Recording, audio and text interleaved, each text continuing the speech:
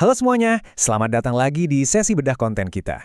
Pernah nggak sih kalian ngerasa lagi capek-capeknya, ngerasa tertinggal, terus tiba-tiba nemu konten yang janjinya bisa ngeberesin semua kekacauan hidup kalian cuma dalam hitungan menit? Yap, ekosistem internet kita sekarang penuh banget sama janji-janji manis kayak gitu. Hari ini kita bakal bongkar habis-habisan gimana konten-konten produktivitas dan kekayaan ini sebenarnya ngemas rasa insecure kita jadi sebuah industri yang super masif. Asli deh, polanya ini seru banget buat kita kulik bareng-bareng. Oke, mari kita bedah ini. Bisakah kita meriset otak yang males cuma dalam 10 menit? Pertanyaan ini tuh persis banget kayak narasi judul-judul viral yang sering lewat di lini masa kita belakangan ini. Jujur aja, pas kita lagi ngerasa buntu, kewalahan, atau stuck sama rutinitas, ditawarin solusi instan kayak gini rasanya menggoda banget kan? Tapi, mari kita bongkar anatominya lebih dalam.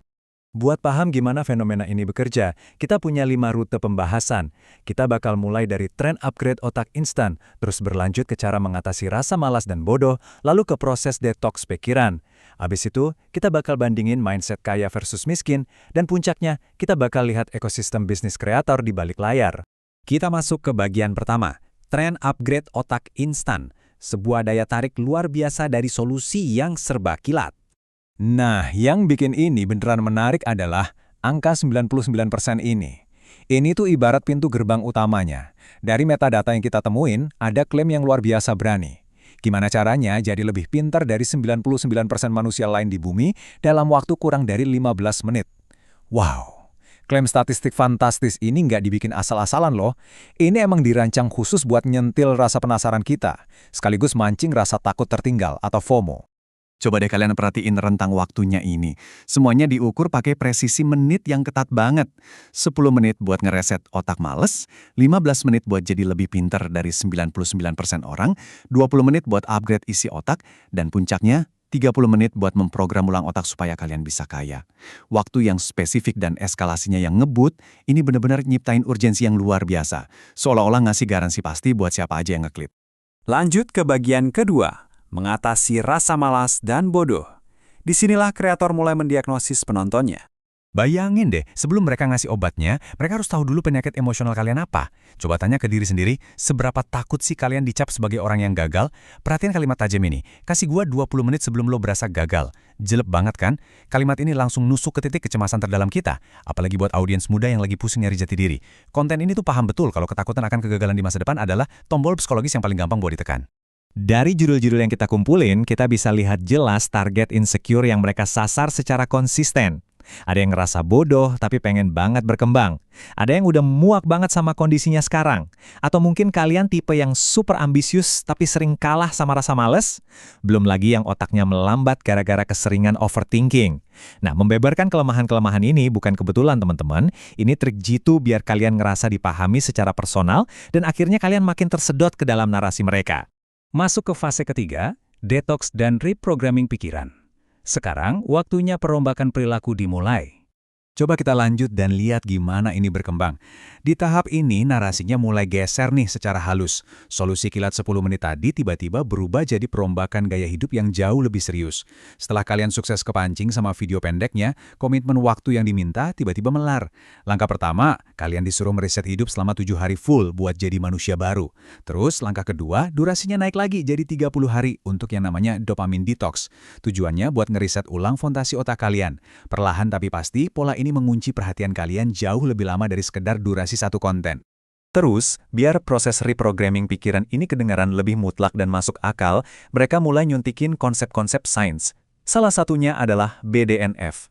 Di dalam narasinya, BDNF ini disebut-sebut sebagai protein yang kerjanya mirip pupuk ajaib buat numbuhin sel-sel otak baru. Singkatnya, narasi ini bilang kalau olahraga fisik bisa bikin kalian lebih cerdas. Nah, masuknya istilah ilmiah di sini punya fungsi ganda, ngasih kesan edukatif, sekaligus ngevalidasi semua saran perbaikan diri mereka, biar kerasa kayak fakta yang absolut. Sekarang kita masuk ke bagian keempat, mindset kaya versus mindset miskin. Waktunya geser paradigma secara besar-besaran. Dan ini ngasih gambaran yang brilian banget tentang gimana ekspektasi audiens ditarik ke level yang super tinggi. Hilangkan pola pikir yang membuat Anda tetap miskin. Begitu kreatornya mengklaim kalau otak kalian udah berhasil di-reset, fokusnya langsung lompat ke filosofi tentang kekayaan. Taruhannya langsung dinaikin nih. Kalian gak cuma dituntut buat sekedar produktif, tapi didorong buat jadi sosok yang kaya raya. Di titik ini, dunia itu seolah-olah cuma dibelah jadi dua kubu. Di satu sisi, ada mindset kaya yang digambarin sebagai kemampuan membangun high income skills dari nol banget, terus digabungin sama praktek filosofi stoikisme biar tetap tenang di segala situasi krisis. Di sisi sebaliknya ada mindset miskin. Ini dilabeli sebagai orang-orang yang terjebak rasa malas akut, cuma bisa ngeluh sama keadaan dan gak punya fokus. Janji yang terus-terusan diulang di sini adalah siapa aja bisa berubah dari posisi nol jadi miliarder kalau mereka mau ngopi mindset ini. Terakhir, bagian kelima, ekosistem bisnis kreator. Mari kita intip dapur monetisasinya. Nah, disinilah kita buka tirai panggungnya. Ternyata semua perjalanan emosional yang udah ngebongkar sisi psikologis kalian tadi, itu semua adalah fondasi buat ngebangun model ekonomi digital yang super rapi. Kalau kita telusuri bagian deskripsi dari video-video ini, kita bakal nemuin funnel atau corong penjualan. Setelah kalian ngerasa terinspirasi dan otaknya udah di-upgrade, kalian nggak dilepas gitu aja. Kalian bakal disodorin produk lanjutan, mulai dari video eksklusif 4 jam soal high income skills, akses ke grup Telegram privat berbayar, kelas kreator 30 hari, sesi coaching pribadi one-on-one sampai jualan aset digital kayak preset Lightroom. Bayangin, ini bukan cuma sekedar konten, tapi ini tuh beneran etalase bisnis. Jadi poin krusialnya ada di sini. Kalian bisa ngelihat pergerakannya dengan jelas banget.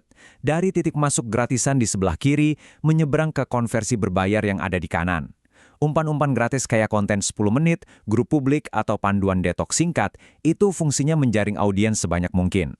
Nah, pas ikatan emosional dan rasa percaya udah kebangun, audiens pelan-pelan diarahkan buat beli produk premium. Corong penjualan ini bisa mulus banget jalannya gara-gara dibangun persis di atas rasa insecure dan keinginan audiens buat berubah. Yang akhirnya ngebawa kita ke satu pertanyaan provokatif buat kalian renungin hari ini. Setelah ngeliat semua struktur dan strategi bisnis yang barusan kita bongkar, apakah kalian benar-benar lagi mengupgrade otak kalian, atau kalian sebenarnya lagi sukarela masuk ke dalam funnel penjualan seorang kreator yang sangat teroptimasi? Kesadarannya ada di tangan kalian. Coba deh pikirin baik-baik esensi dari apa yang kalian konsumsi sebelum ngeklik konten perbaikan diri selanjutnya. Tetap kritis, terus belajar, dan sampai jumpa di bedah materi kita berikutnya.